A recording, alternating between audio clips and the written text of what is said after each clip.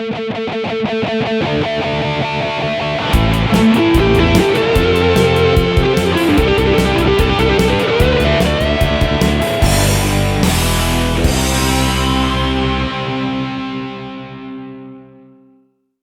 and welcome to a new episode of Geek Lunch Me. I'm your host Chris, as usual, and in this video I thought we would do one of my favourite things, which is restoring a vintage Star Wars figure. And I know that a lot of you out there also like this type of content, as the other Star Wars figure restoration videos that I've posted before tend to have the highest number of views. So of course, if you like this video, why not hit the thumbs up? Helps out a great deal, helps the video get seen by a lot more people. And if you're not already subscribed, why not smash that subscribe button? We've had quite a few subscribers in the last couple of weeks, which is fantastic. Thank you to everyone that's subscribed, and I hope you enjoy the content that I've been putting out. So in today's video, we'll be restoring this little fella here, R5-D4. Here's of course the little droid with the bad motivator that the Jawas tried to fob off onto Luke and Uncle Owen. He then later found his way into the hands of Peli Motto, and then from there accompanied Din Djarin on his little jaunt to Mandalore.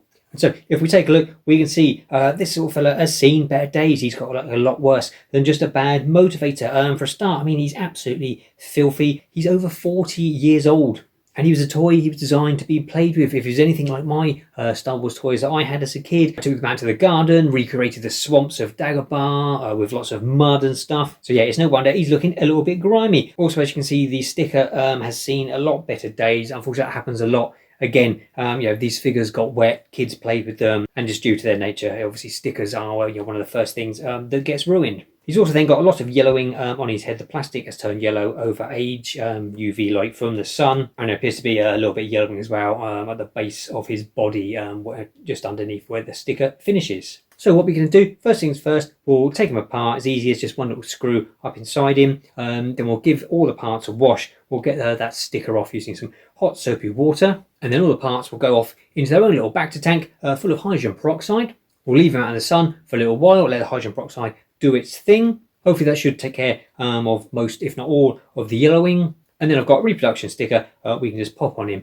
and put him back together and hopefully have him looking as good as new. So first things first, let's get a screwdriver and get him taken apart. So he's just got a little crosshead screw there up inside him. So we should just be able to remove that. Just hold on to the head as you unscrew.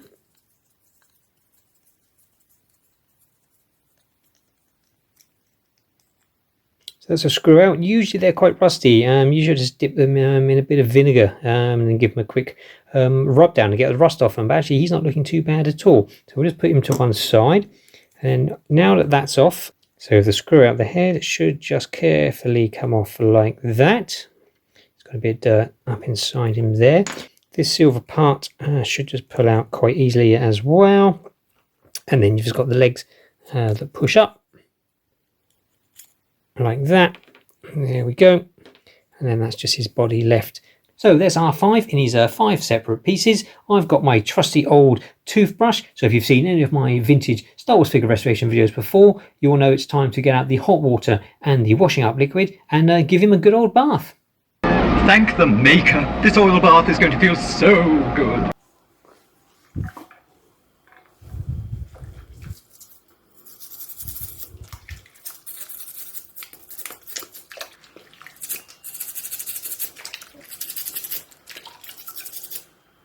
Okay, so R5 has had his bath, and as you can see, the pieces come out really nicely. He's looking a lot better already just from having all that 40 years of gunk and encrusted dirt removed. The hardest part was getting the sticker residue off his body by just soaking it in the hot soapy water, and then I found the easiest way was just rubbing your thumb up and down it until eventually it all came off. So the next stage is the hydrogen peroxide bath, which is what I've got here. I'm not going to put the silver piece in. It's obviously it's not yellowed at all. It doesn't need to go in there. I don't think the hydrogen peroxide would do anything to the silver that's on here, but better safe than sorry. Say it's not yellow anyway, so we'll leave that one out. What I will do is I'll put the 4 remaining pieces of R5 in here. Now, as I say, this is hydrogen peroxide. Here in the UK, I bought this in Boots the Chemist. You have to ask for it to keep it behind the counter. It's used for cleaning cuts out, getting the germs out of them, and it says you can use it as a mouthwash. It smells pretty grim. I can't imagine the taste of it is particularly nice either. But I think it is basically a very diluted bleach. But when you put it outside, the ultraviolet light from the sun reacts somehow with the hydrogen peroxide and removes the yellowing from old plastic. I'm not a scientist. I don't profess to know the exact chemical reactions that occur. All I know is I've done it numerous times, and it usually works a treat. You can also buy hydrogen peroxide online. Obviously, if you're anywhere else in the world, visit your local pharmacy. You'll probably be able to sort you out. So what we will do is put this aside. It basically needs to go into a clear container so the sun's UV can work its magic. And make sure it's got an airtight seal. I think it's something to do with the gases that build up. You'll see when it's working, all the pieces of the plastic get covered in little bubbles. Something to do with the gases is part of the process. So what we'll do now is we'll put R5 out in the sun for a few hours and we'll see what happens.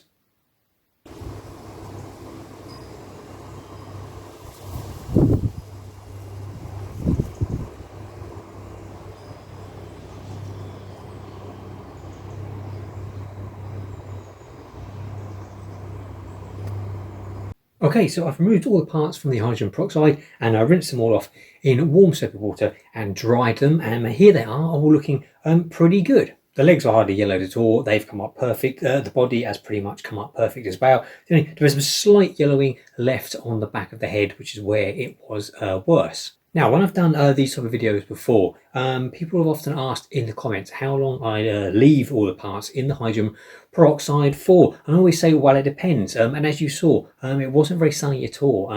Shocker for England. But yeah, it really wasn't very sunny at all for the last couple of days. So the legs I only left in for a couple of hours, because they weren't hardly yellow, they were fine. The body I left in for a day, and then that was fine.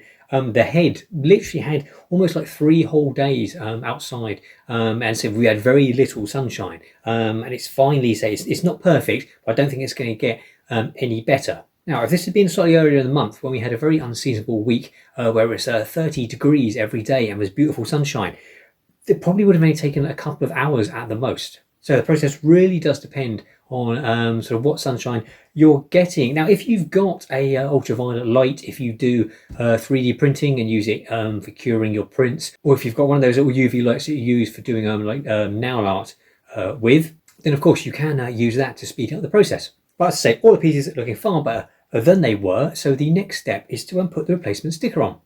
So I got this replacement sticker on eBay. It was actually, if you've seen my restoring the R5-D4 vintage figure, when I bought that sticker on eBay, the seller chucked in a few spares and included some R5-D4 stickers as well, which was lovely of them. And it means I've had this sticker hanging around for ages, and now it's perfect just to go on this R5-D4.